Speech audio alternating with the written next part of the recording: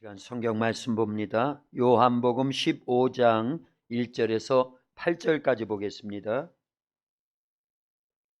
성경 요한복음 15장 1절에서 8절까지 우리 한 절씩 교독하겠습니다.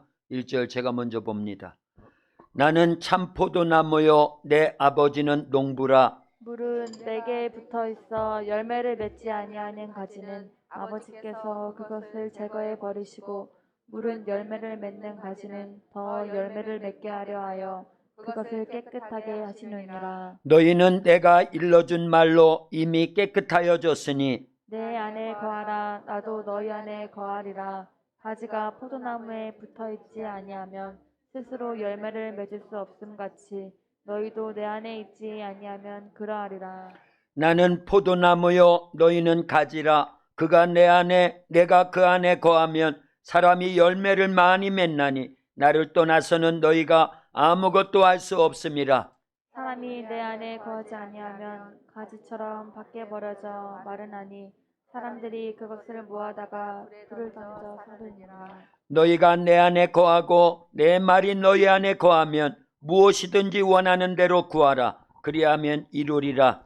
너희가 열매를 많이 맺으면 내 아버지께서 영광을 받을 것이고 너희는 내 제자가 되리라. 아멘. 할렐루야. 오늘 새해 2022년 새해 첫 주일 낮예배 참석하신 저와 여러분 모두를 하나님이 사랑하십니다. 올 한 해 동안도 하나님의 큰 능력과 권세와 권능의 생명사계로 우리를 쌓아주실 줄로 믿습니다. 우리 옆에 분들 앞뒤로 다정하게 인사합니다. 참 잘 오셨습니다. 예수님 사랑으로 사랑합니다.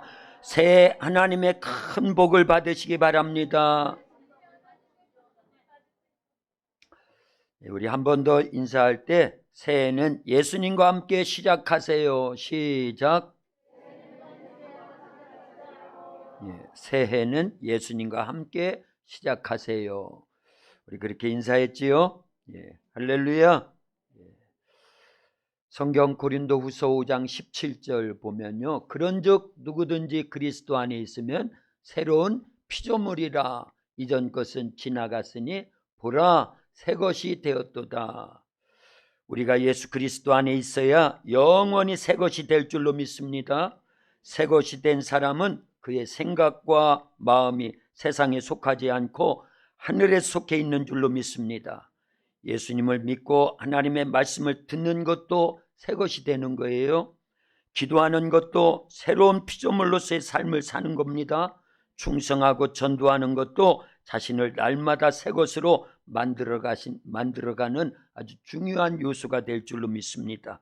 2022년 새해를 맞이하면서 올해도 예수님 안에서 나를 새 것으로 만들어가는 소중한 한 해가 될 수 있기를 예수님의 이름으로 축원합니다.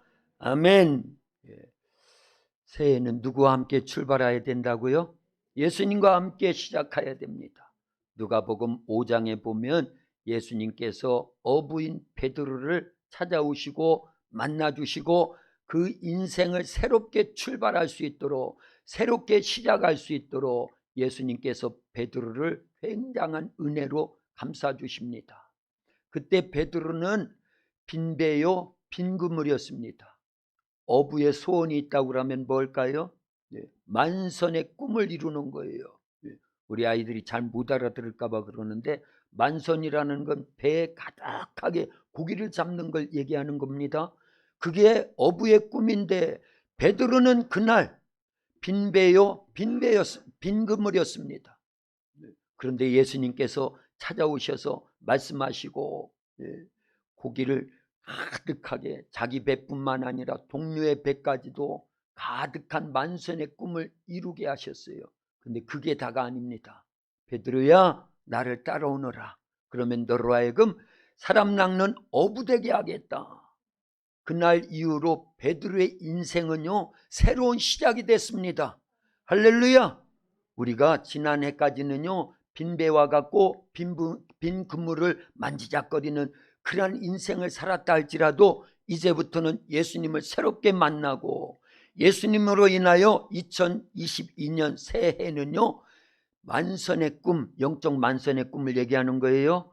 그래서 예수님의 제자요 사도와 같은 하나님의 사람들로 새롭게 출발할 수 있기를 예수님의 이름으로 축원합니다. 예수님을 만나면 우리의 인생이 새롭게 출발할 수 있어요.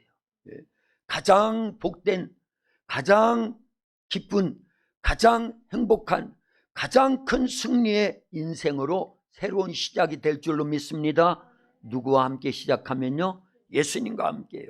그래서 2022년 새해 첫 번 주일인 오늘 신년 감사 예배를 드리는 저와 여러분 모두가 베드로처럼 예수님을 통해서 예수님과 함께 새로운 시작으로 승리할 수 있기를 예수님의 이름으로 축원합니다. 에덴 동산에 살고 있던 아담과 하와, 하나님이 모든 걸 다 주셨어요. 그런데 마귀에게 속아서 선악과를 먹고 나니 범죄하게 됐죠. 그런 아담과 하와는 모든 걸 다 잃어버렸습니다. 탕자와 같이 된 거지요. 에덴 동산도 잃어버렸고 생명도 잃어버렸고 하나님도 잃어버렸고 모든 걸 다 잃어버린 빈털터리와 같은 그런 인생으로 전락이 됐습니다. 그래서 에덴에서 쫓겨나서 가시와 엉겅퀴가 있는 세상살이를 하게 됩니다. 다 잃어버렸는데 잘 생각해 보세요. 우리가 100만 원을 잃어버렸다고 하면 찾으려고 노력을 하지 않겠습니까? 만약에 1000만 원을 잃어버렸다고 하면 그거 찾으려고 노력하지 않겠어요?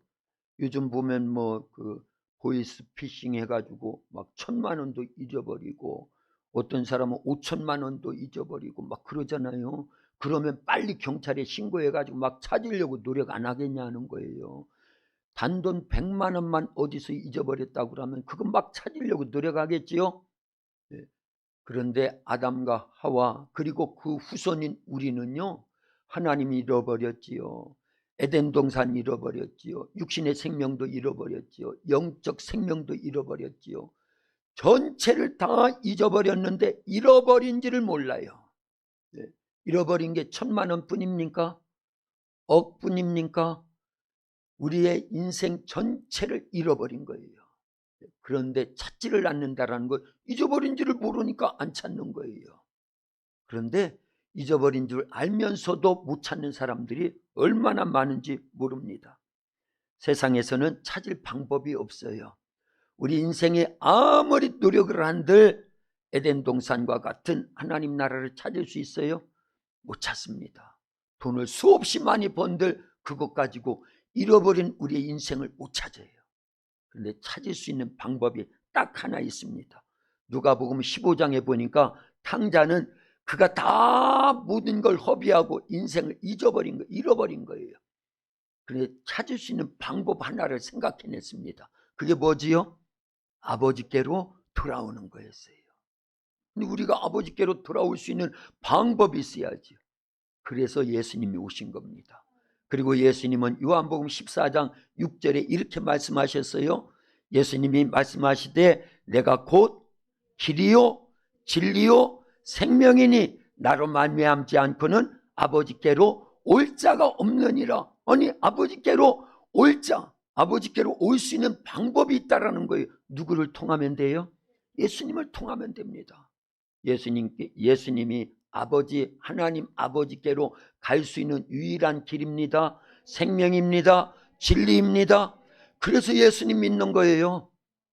누가복음 15장에 그 탕자와 같은 우리의 인생이요, 잃어버린 걸 다 찾을 수 있는 유일한 길은 아버지께로 돌아오기만 하면 돼요. 그 탕자도요, 다 모든 걸 허비한 채 뒤늦게서 깨닫잖아요. 아버지께로 돌아가야 되겠다. 그리고 아버지께로 돌아왔더니 목욕시켜 주지요, 새 옷 입혀주지요, 새 신발 신겨주지요, 새 금가락지 끼워줘서 무슨 자격을 회복해줘요? 아들의 자격을 회복해 준 거예요. 그리고 송아지 잡아서요 전체 잔치를 하면서, 그래 잃어버렸던 모든 걸 다 회복할 수 있는 유일한 방법은 아버지께로 돌아오는 건데, 아버지께로 돌아올 수 있는 유일한 길이 예수님을 믿는 거예요. 예수님이 길, 누구에게 갈 수 있는 유일한 길, 아버지께로 갈 수 있는 유일한 길이라는 겁니다. 예수님이 유일한 생명. 이 땅에는요 생명이 없습니다. 나 지금 살고 있는데 그건 영원한 생명이 아니에요. 예. 우리는 나무에서 그 가지가 잘라져 나온 것처럼 아담과 하와가 범죄한 이래로 모든 인류는요 나무에서 잘라져 나온 가지와 같아요. 이미 잘라져 나오는 순간 죽은 겁니다. 그런데 예수님이 그걸 다시 접붙여 주셨어요. 할렐루야. 그래서 예수님 안에서만 길이 있습니다. 예수님 안에서만 생명이 있습니다. 예수님 안에서만 참된 진리가 있습니다. 그래서 예수님 믿는 거예요. 예수님을 통하지 않고는 우리가 하나님께로 올 수가 없어요. 그런데 예수님을 통하면, 예수님을 믿으면 하나님께로 와서 우리의 잃어버린 모든 것들을 회복하게 될 줄로 믿습니다. 에덴 동산보다 더 좋은 어디를 갈 수 있어요? 천국에 갈 수 있잖아요. 예. 아담보다 더 축복된 하나님의 자녀가 될 수 있습니다. 영접하는 자, 곧 그 이름을 믿는 자들에게는 하나님의 자녀가 되는 권세를 주셨습니다.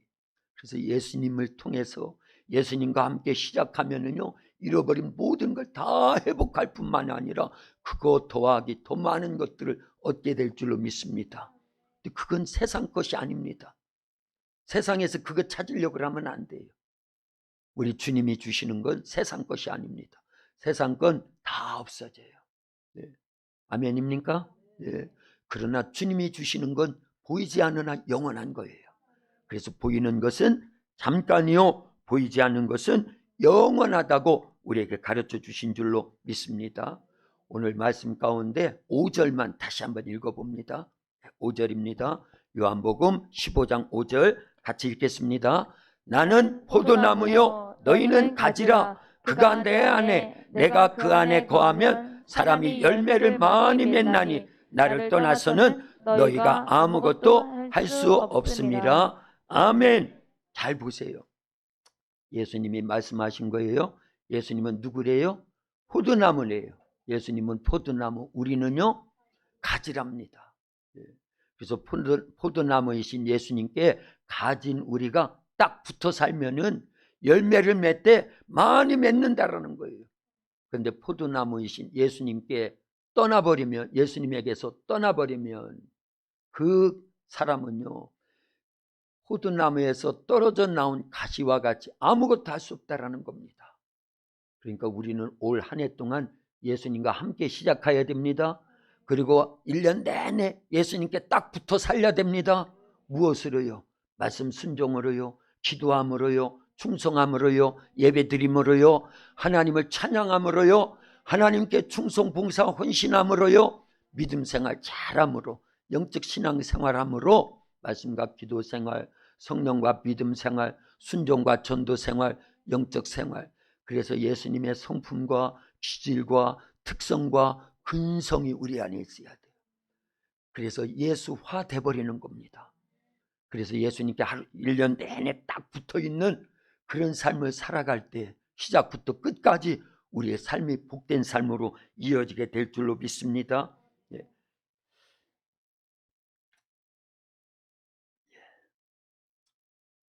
제가 기도할 때마다요 요즘은 일부러 그럽니다. 잊어버리지 않으려고요. 내게 공급되는 영적 모든 자원들은요 기도하고 말씀에 순종하고 성령 충만할 때 하나님이 내게 계속 영적 자원들을 공급해 주십니다. 예수님도 마찬가지죠. 하나님, 예수님, 성령님은 한 분이시잖아요. 그렇죠? 그래서 기도할 때마다 이 핸드폰에다가 요 자리에 있어요. 이 핸드폰을 충전할 수 있는 이 충전기를 이렇게 코드를 꽂아 가지고 충전을 하면서 기도를 합니다. 왜냐? 잊지 않으려고 하는 거예요. 기도할 때 주님이 나에게 영적 은혜를 주시고 영적 에너지를 공급해 주시는 줄 믿습니다 하면서 기도할 때 이걸 충전을 해놔요. 그런데 거의 이제는 집에 가서 충전을 안 하려고 합니다. 밤에 잘 때 충전하면은 한두 시간이면 다 충전이 되지요. 그런데 그렇게 안 하고 새벽에 와서 충전 이렇게 꽂아놓고 기도하는 거예요. 그때 충전이 되는 것처럼 내 영혼은 주님이 주시는 영적 에너지가 내 속에 충전이 된다, 그 얘기입니다. 그래서 물어봤어요. 이 설교를 준비하면서 아이들한테, 얘들아, 너희들은 핸드폰 있는데, 중학교 이상은 다 핸드폰이 있거든요. 그래서 핸드폰 있는데 핸드폰 다 방전되면 어떻게 해? 그 뭐 물이나 많아져. 이렇게 충전을 하면 돼요. 꽂아가지고요. 그래, 맞아. 그것처럼 우리의 영적 자원은 주님으로부터 공급받아야 된다. 그래서 기도해야 되고, 말씀 순종해야 되고, 찬양해야 되고, 예배 드려야 되고, 성령 충만해야 돼. 이렇게 이제 영적 교훈을 주는 거예요. 근데 중요한 거는요, 이 배터리가 다 됐는데도 불구하고 여기에 이렇게 연결이 안 돼 있다고 그러면은요, 충전이 돼요, 안 돼요? 안 됩니다. 그래서 예수님이 나는 참 포도나무요, 아버지는 농부고 너희는 가지다, 우리에게 가르쳐 주었어요. 우리는 배가 고프면 뭐 하지요? 밥을 먹죠. 아니, 나는 라면 먹는데요, 빵 먹는데요, 샌드위치 먹는데요. 그거 다 밥이야. 그죠? 예. 배가 고프면 뭐 하는 거예요? 밥을 먹어서 육체 에너지를 충전하는 거예요. 똑같습니다. 우리 사람에게는 육신만 있는 게 아니라 뭐도 있다? 영혼도 있다. 그런데 영적 힘은 하나님, 예수님, 성령으로부터 오야 돼요. 할렐루야. 그러려면 반드시 이 방전된 이 핸드폰에 충전기를 통해서 연결이 돼가지고 계속 공급이 돼야지 이게 완충돼가지고 하루 종일 쓰는 것처럼 우리의 인생도 그런 줄로 믿습니다. 그게 신앙생활이에요. 그래서 제일 먼저 해야 될 거는 포도나무인 예수님께 붙어야 되는 겁니다. 그거 예수님 믿는다라는 거예요. 말씀대로 순종한다라는 거예요. 기도한다라는 겁니다. 성령 충만하다라는 거예요. 근데 보세요. 성경에 보면 예수님이 이 땅에 육체를 갖고 계시는 동안에 예수님이 가시는 곳마다 문제 있는 사람들이 예수님을 찾아왔거나 예수님이 문제 있는 사람들을 찾아가셔서 만나 주십니다. 그런데요, 성경 사복음서에 잘 보니까요, 마태복음 8장에는요 예수님께서 마태복음 8장 14절에서 17절까지 보면은 예수님이 베드로의 집에 가셔요. 그랬더니 그 집에 베드로의 장모가 열병으로 앓아 누워 있어요. 그때 예수님이 그 장모의, 베드로의 장모의 열병을 고치시기 위해서 무슨 행동을 해요? 손을 만져주셔요. 예수님의 손으로 그 베드로의 장모의 손을 만지십니다. 잡았다, 그 얘기예요. 연결됐다, 그 얘기입니다. 그 순간 장모의 열병이 떠나갔어요. 그리고 그 여인이 예수님께 수종들었더라. 할렐루야. 네. 예수님과 연결이 되면은요, 우리 인생의 질병의 문제도 해결되는구나, 이걸 깨달아야 돼요. 그런데 마태복음 14장에 보면은요, 오병이어의 역사를 이루고 나서요, 예수님께서는 기도하러 산으로 올라가시면서 제자들에게 배 타고 건너편으로 가라고 하십니다. 그때 제자들이요, 예수님의 말씀에 순종해 가지고 노를 저어서 막 건너편으로 가기 위해서. 그런데 갑자기 돌풍이 불어오면서 큰 풍랑과 함께 배가 막 뒤집힐 직전에 있어요. 근데 예수님이 그런 제자들의 위기 상황을 아시고 기도를 멈추시고 밤 사경에 새벽 3시 4시 정도에 바다를 걸어서 오십니다. 제자들은 처음에 예수님을 누구로 여겼어요? 유령이로다 하면서 두려워했어요. 그때 예수님 말씀하셔요. 내니 두려워하지 말라. 베드로가 그때 말합니다. 정말 예수님이십니까? 그러면 나를 오라 하소서. 그때 예수님이 오라 말씀하심에 베드로가 순종해서 그 풍랑이는 바다를 뚜벅뚜벅 막 걷습니다. 대단한 거죠. 그러다가 예수님 바라보지 않고 큰 풍랑을 바라보는 순간 어떻게 돼요? 바다로 빠져들어갔더라, 그 얘기예요. 그때 예수님이 급하게 베드로의 손을 딱 잡으시고 일으켜 세워가지고요 같이 배에 오르셨다라는 거예요. 그 풍랑에 빠져 죽어가는 베드로의 손을 누가 잡아주셨다? 예수님이 잡아주셨어요. 연결된 거예요.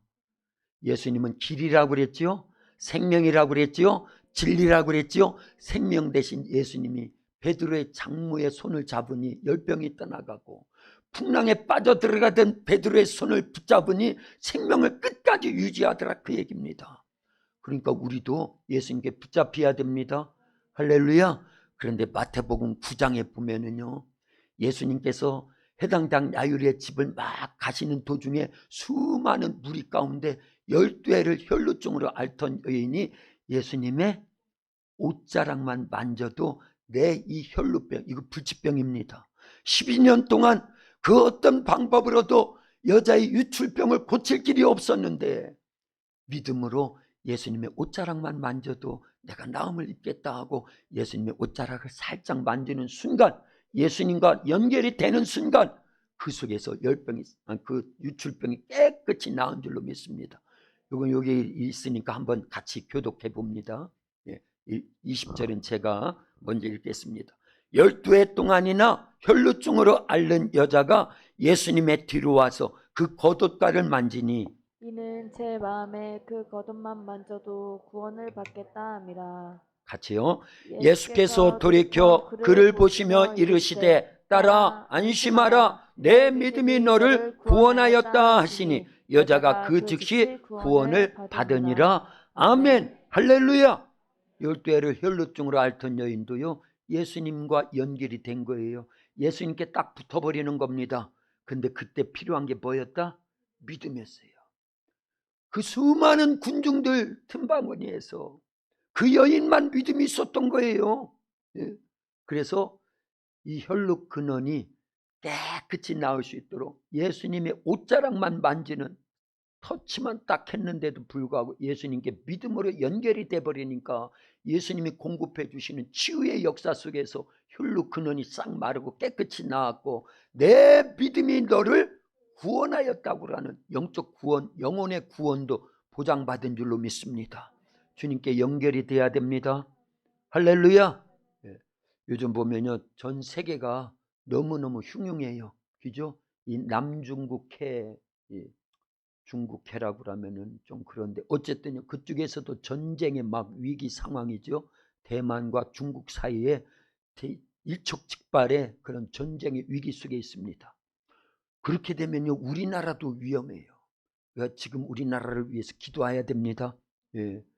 세계 어느 곳에든지 미국이 경찰 역할을 하기 때문에요, 전쟁이 일어나면 군사력이 그쪽으로 집중되게 돼 있거든요. 그러면 우리나라가 공백 공간이 생기는 거예요.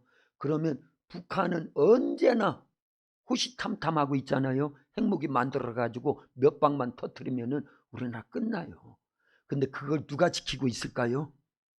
하나님이라고 하셔요. 누가 지키고 있을까요? 하나님이 지키셔요. 왜 지켜주실까요? 우리가 믿음으로 기도하니까, 말씀에 순종하면서 하나님을 전적으로 의지하고 있으니까. 밖에 사람들은 자기들이 잘해서 그런다고 하겠지만 우리는 그렇지 않습니다. 생사화복은 누가 주관하셔요? 하나님이 주관하셔요. 인류 역사 전체를 누가 주관하실까요? 하나님이 주관하십니다. 한 나라의, 한 민족의 흥망성쇠도 누가 주관하실까요? 하나님이 주관하셔요. 신구약 전체를 읽어보세요. 정확하게 나옵니다. 그러니까 우리가 기도하고 말씀에 순종하고 믿음을 지키면서 하나님을 절대적으로 의지해야 돼요. 근데 지금 러시아하고 우크라이나 사이에도 전쟁이 일어나게 생겼어요. 저는 그건 잘 몰라요. 그런데 중요한 거는요, 이 우크라이나는 원래 구소련에 속해 있었던 그런 나라예요. 그런데 이제 뭐 90년대 막 들어오면서 소련이 붕괴되면서 다 제각각 무슨 스탄 그게 나라래요, 나라. 우즈베키스탄, 키르기스탄, 뭐 이런 스탄, 맨 끝에가 뭐라고요? 스탄은 나라라니까요, 나라. 우즈베키 나라 이렇게요. 그런데 다 독립을 했어요. 그런데 이 우크라이나도 사실은 독립을 했지만 이 유럽에 속하기를 원해요. 그래서 이 유럽의 나토에 가입하기를 원하는 거예요.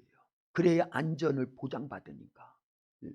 그래서 친유럽 정책을 막 펼치고 있으니까 옛날 우리나라 땅이고 우리 민족하고 다 속해 있는데 하면서 러시아는요, 그 나라를요 자기 나라 영토로 삼고 자기 민족으로 삼으려고 그렇게 호시탐탐하고 있다 그 얘기입니다. 그런데 중요한 게 있어요. 그 나라를 통해서 이 천연가스가요 러시아에서 어마어마하게 나오는데 그게 우크라이나를 통해서 모든 가스 라인이 다 지나가는 거예요.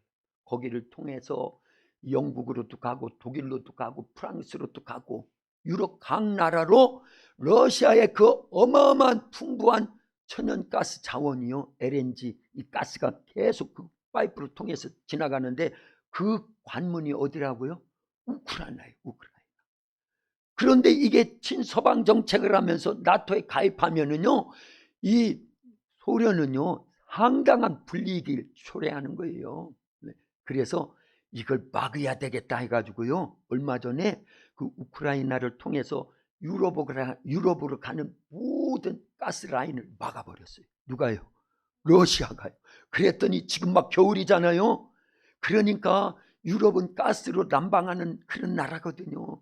값싼 러시아에서 공급되는 그런 가스 라인이 다 막혀버렸으니 이거 큰일 났어요.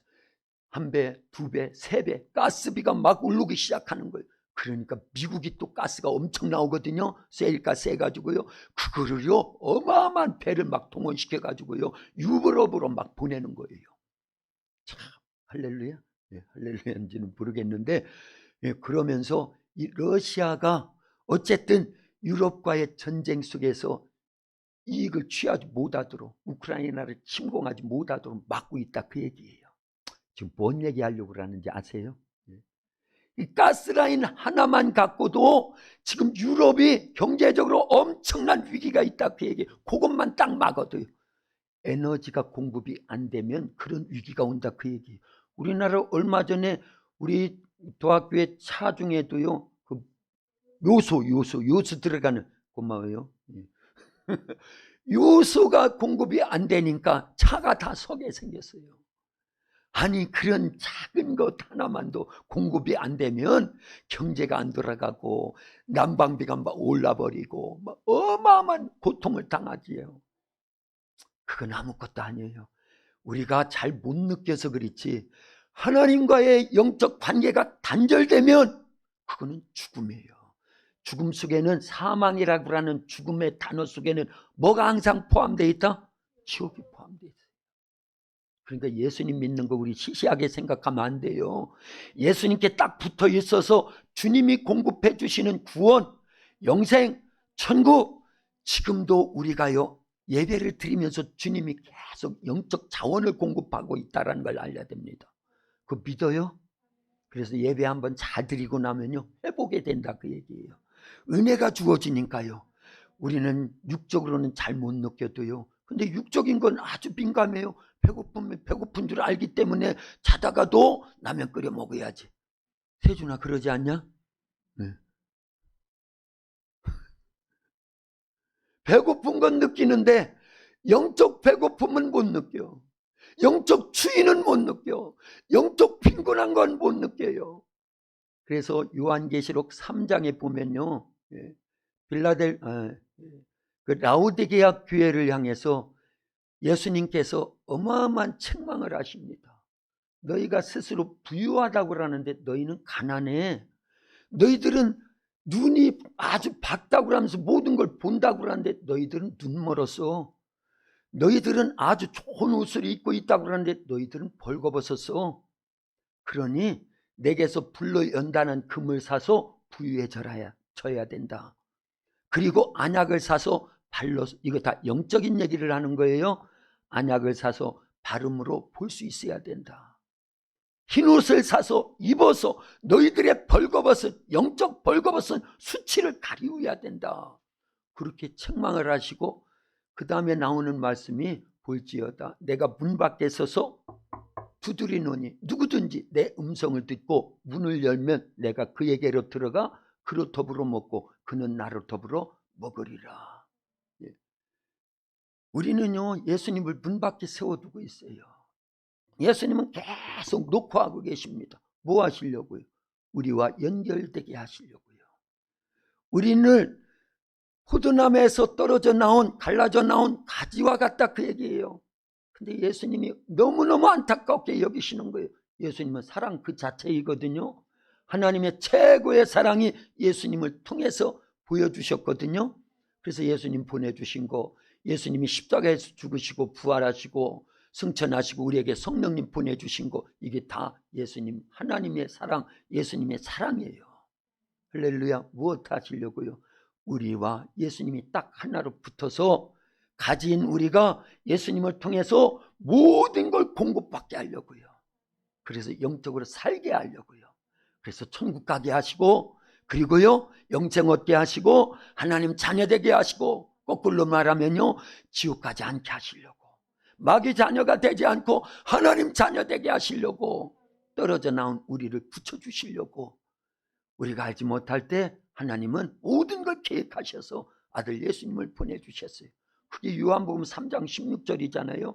하나님이 세상을 이처럼 사랑하사 독생자를 주셨으니 이는 저를 믿는 자마다 멸망하지 않고 영생을 얻게 하려 함이니라.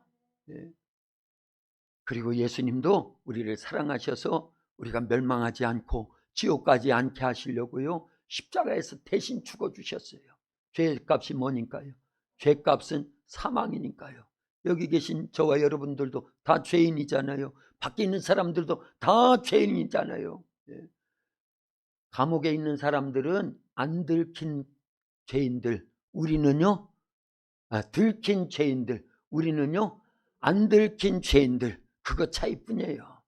근데 예수님을 믿는 우리들은요 용서받은 죄인, 밖에 있는 사람들은요 용서받지 못한 죄인, 자기들이 아직 예수님을 안 믿으니까. 그런데 어쨌든 하나님이 우리를 사랑하셨어요. 예수님이 우리를 사랑하셔서 나는 포도나무이고 너희들은 잘라져 나온 가지야. 그러니까 나를 믿어서 내 포도나무에 딱 붙어야 된다. 그러지 않고 나를 떠나서는 너희가 아무것도 할 수 없어.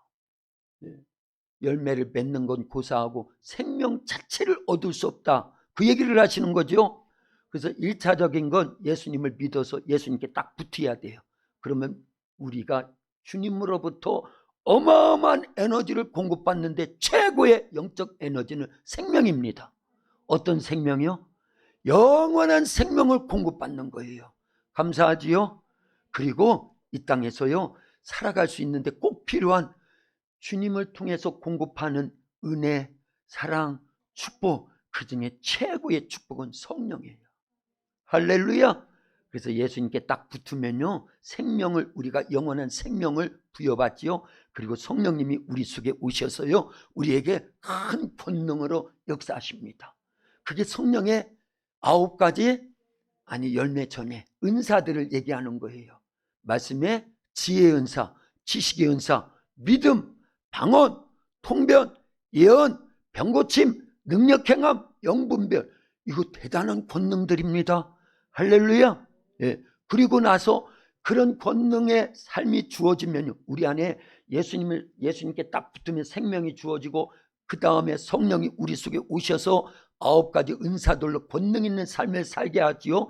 그러면은요 자연적으로 성령의 9가지 열매를 맺게 되는 거예요. 그게 갈라디아서 5장 22절 23절에 있습니다. 사랑과 희락과 화평과 인내와 자비와 양선과 충성과 온유와 절제, 하나가 더 있다고 하면요 성령은 오시면 우리에게 권능을 주시고 땅끝까지 이르러 뭐하게 하셔요? 예수님의 복음의 증인이 돼서 전도하게 하십니다. 할렐루야. 그러니 예수님께 딱 붙어 있어야 되지요. 그래야 영원한 생명도 공급받고 성령의 권능도 공급받아서 포도나무의 가지의 역할은, 최고의 역할은 뭐 하는 거예요? 열매 맺는 거예요. 안 보이시네. 안 보이시. 누가 안 보이시? 한강호 집사님. 한강호 집사님이요 저기에 꽃땡이 묵마을 옆에 큰 밭자리에 있다가요 포도나무를 심었습니다. 그거 아시죠? 이 지역에는 포도나무가 거의 없어요. 그런데 거기에 포도나무를 심고요 그 포도나무에 어마어마하게 지금요 하우스를 해가지고 이제 내년 지나고 올해 지나고 내년부터는 열립니다. 포도목을 생각 있으면 거기로 가시면 됩니다. 근데 포도나무 그 묘목에 아주 볼락말락한 그런 것들 심더라고요. 제가 열심히 봐요. 우리 집사님이니까도 그렇고 이 지역에 포도나무가 없는데 포도나무가 있으니까 성경에는요 포도나무에 대한 말씀이 굉장히 많거든요. 그래서 유심히 보는 거예요. 조그만했던 나무를 1년 내내 하우스 꾸미고 막 심고 가꾸더니만 그래도 많이 자라더라고요. 그래서 줄기들이 쭉 올라갑니다. 그런데 한 해가 지나고 두 해가 지나고 세 해가 지냈는데도 불구하고 열매가 안 열린다고 그러면 그 나무 베려야지요. 어떻게 해야 돼요? 찍어서 내버려야 돼요. 마태복음 3장 뒤쪽에 보면은요 열매 맺지 않는 나무는 어떻게 한다고요? 도끼로 찍어서 내버린다라는, 그냥 내버리는 게 아니에요. 불에 사른다라는 거예요.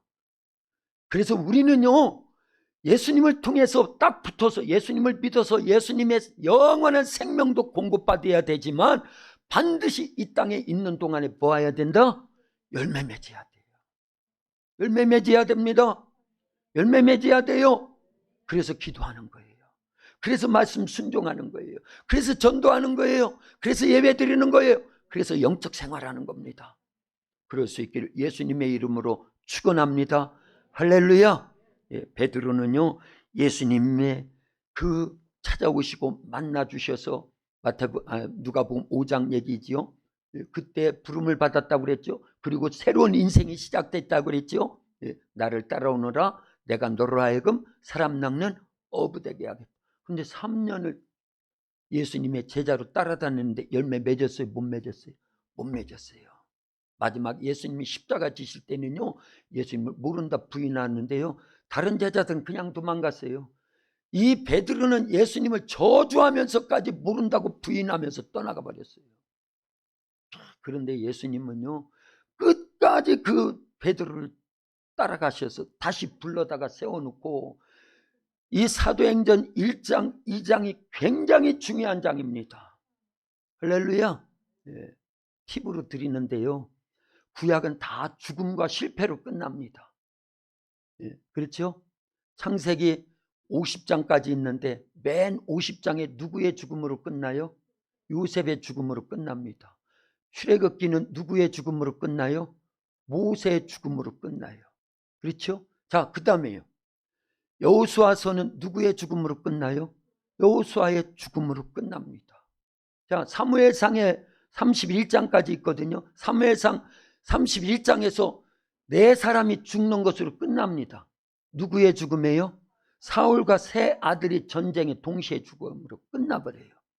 그리고요 열왕기 상하, 역대 상하, 이스라엘의 전체 역사인데요 맨 마지막에 보면 포로로 북이스라엘은 나라가 멸망함으로 끝났고요 남유다는요 포로로 잡혀가는 것으로 나라는 완전히 망하고 포로로 수많은 자들이 잡혀가고 죽음으로 다 끝나더라 그 얘기입니다. 그러지 않습니까? 구약은 그래서 사람들의 죽음과 그 이스라엘 역사가 이렇게 멸망함으로 끝나는구나. 그런데 소망이 있습니다. 마태복음 1장에 딱 들어오면은요 이따가 오후에 이제 그런 말씀들 쭉 나눌 건데요. 그리고 수요일까지 이어지는 말씀인데요. 누가 태어나셔요? 예수님이 이 땅에 오심으로 인해서 어마어마한 소망이 생깁니다. 구약은 죽음으로 멸망으로 다 끝났는데 신약은 예수님이 탄생하심으로 인해서 하나님의 아들이 오심으로 인해서 아들을 낳으리니 이름을 예수라 하라. 이는 그가 자기 백성을 저희 죄에서 구원할 자임이니라. 그리고 조금 더 내려가면 처녀가 잉태하여 아들을 낳을 것인데 이름을 임마누엘이라 하리라 하셨다. 그건요 이사야 7장 14절을 인용한 말씀이에요. 임마누엘이 무슨 뜻이라고요? 하나님이 우리와 함께 하신다. 여기에 소망이 있어요. 그래서 마태복음 1장이 굉장히 중요한 것처럼요 신약 성경의 큰 산맥 가운데 사도행전 1장과 2장이 어마어마하게 중요합니다. 왜 중요할까요? 마태복음 1장이 예수님이 오시듯이 사도행전 1장 2장에는 예수님 성령님이 오시더라 그 얘기예요. 할렐루야. 성경을 이렇게 보여야 됩니다. 창세기 1장이 중요합니다. 하나님이 천지창조를 하심으로 인류가 시작되는 것 중요하지요. 그리고 다 망했는데 마태복음 1장에 예수님이 오셔서 새롭게 출발할 수 있도록 희망을 주셨으니 그게 또 중요하지요. 그런데 예수님은요, 사복음서의 마지막까지 다 보면 예수님이 어떻게 하시요? 죽으시고 부활하시고 승천하시잖아요. 그러면 우리하고 무슨 상관이 있어요? 그런데 중요한 거는 예수님이 사도행전 1장 8절에 보니까 오직 성령이 너희에게 임하시면 너희가 권능을 받고 땅끝까지 이르러 내 증인 되리라. 이 말씀을 남겨놓고 승천하시더라는 거예요. 그리고 그 말씀을 부여잡은 베드로를 비롯한 11 제자들, 그리고 마가다락방에 모여서 전혀 말씀을 의지하고 성령을 사모하면서 기도했던 몇 명이요? 120여 명의 성도들이 오로지 마음을 합하여 저녁 기도에 힘쓴 결과 사도행전 2장 1절부터 쭉 보니까 누가 임하셔요? 성령이 임하시는 거예요. 그 자리에 베드로가 있었습니다. 그리고 성령을 모시고 권능이 주어지니까요, 사도행전 2장 뒤쪽에 보니까 베드로가 성령에 이끌림 받아가지고 예루살렘 거리에 나가서 수많은 이스라엘 사람들, 유대인들, 예수님을 얼마 전에 십자가에 못 박아 죽인 자들이에요. 예수님의 제자들을 찾아서 죽이려고 하는 그런 사람들입니다. 그들 앞에 담대하게 예수님의 복음을 전했더니 그날에 몇천 명이 한꺼번에 예수님을 믿어 구원받더라고요. 3천 명이요. 열매 맺었습니다. 열매 맺었어요. 성령이 임하시니까 베드로가 권능을 받고 나를 따라오너라 내가 너로 하여금 사람 낚는 어부 되게 하리라 하신 말씀이 그때서 이루어지더라, 그 얘기입니다. 할렐루야. 우리는요, 올 한 해 동안 시작부터 누구와 함께해요? 예수님과 함께 출발하는 거예요. 시작하는 거예요. 그리고 성령의 권능, 예수님이 공급해 주시는 영원한 생명, 그리고 성령에 의한 영적 자원을요 계속 공급받아야 됩니다. 1년 내내요. 그러면 우리도 사도 베드로처럼 열매 맺게 될 줄로 믿습니다. 초대교회를 형성했던 마가다락방의 120여 명의 성도들과 같이 열매 맺어서 예루살렘 교회와 같고 안디옥 교회와 같고, 아멘 하세요. 예루살렘 교회와 같고 에베소 교회와, 안디옥 교회와 같고 에베소 교회와 같은 큰 부흥의 역사가 일어나게 될 줄로 믿습니다. 그에 따라서 여러분들의 인생 올 한 해 동안 하나님이 주시는 영적 어마어마한 자원으로 계속 공급받아서 단절되지 않는 천연 자원과 같은, 그 유럽이요, 러시아가 공급하는 천연가스 그거 다 잠궈버리니까 그 가스비가 1배, 2배, 3배로 오르니까 달달달달 떨려야 되는 거예요. 미국이 급하게 막 도와주고 있으니까 그나마 유지가 조금 되고 있는 거예요. 그건 보이는 거지만 보이지 않는 하나님과의 단절, 예수님과의 단절, 성령님과의 단절이 오면 우리는 영적 추위가 와요. 그래서 아이들이 잘하는 겨울왕국이 온다니. 그러니까 따뜻한 계절로 돌이키려면 예수님과 딱 붙어 있어야 됩니다. 주님이 공급해 주신 햇빛보다 더 뜨겁고 더 강력한 생명이 우리 안에 계속 유지돼야 돼요. 성령의 권능과 성령의 은사들로 성령의 열매 맺는 예수님 닮은 모습으로 바뀌어지게 될 줄로 믿습니다. 7절에 보면 그런 말씀이 있죠. 너희가 내 안에 거하고 내 말이 너희 안에 거하면 무엇이든지 원하는 대로 구하라. 그러면 이루리라. 예수님 안에 거해야 됩니다. 근데 예수님이 계셔야지. 예수님이 계셔야지. 예수님은 지금요 말씀으로 계셔요. 성령으로 계십니다. 그러니까 말씀이 우리 안에 주어지고 그 말씀이 믿어지고 그 말씀대로 산다라는 건요 예수님 안에 있는 거예요. 성령님이 우리 속에서 역사하시는 겁니다. 그래서 올 한 해 동안 주님과 함께 시작하고 주님이 공급해 주시는 영적 자원 생명과 성령으로 충만하여서 말씀으로 충만하여서 계속 승리하는, 그래서 열매 맺는 복된 삶을 살아갈 수 있기를 예수님의 이름으로 축원합니다. 축원합니다. 기도합니다. 살아계신 아버지 하나님 감사합니다. 2022년 우리에게 새해 첫 주일 하나님 앞에 나와서 신년 감사 예배로 드리며 요한복음 15장 1절에서 8절 말씀 의지해서 예수님과 함께 시작하자고라는 귀한 말씀을 함께 나눴습니다. 감사합니다. 예수님을 믿어서 영원한 생명을 공급받고 성령이 우리 속에서 큰 권능으로 역사하셔서 풍성한 열매 맺게 하시오니 감사합니다.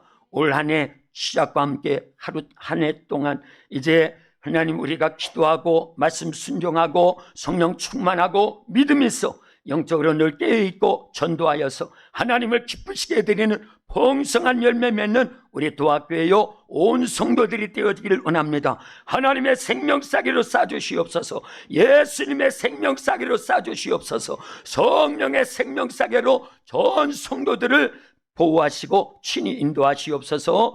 예수님의 이름으로 기도하옵나이다. 아멘.